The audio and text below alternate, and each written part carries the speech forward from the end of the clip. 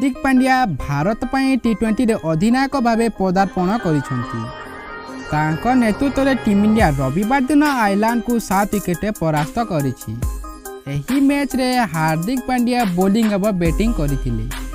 हार्दिक पांड्या अधिनायक भाव एक बड़ रेकर्ड करिसेंती जहाँकि पूर्वतन अधिनायक महेंद्र सिंह धोनी और विराट कोहली करि पारि नथिले।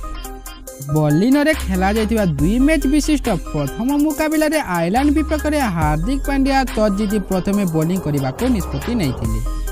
से द्वितीय ओभर रे बोलिंग करथिले से 13 रन खर्च करथिले किंतु एही ओभर रे से आयरलैंड गोटे विकेट नहीं। एथि सहित हार्दिक पांड्या टी20 क्रिकेट रे भारत तरफ विकेट नहीं प्रथम भारतीय अधिनायक होइछंती।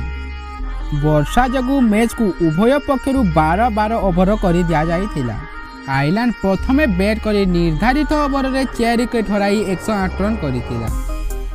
जवाब रे भारत 9.3 ओभर रे 3टी विकेट हराई 111 रन संग्रह करी मैच जीतिथिला।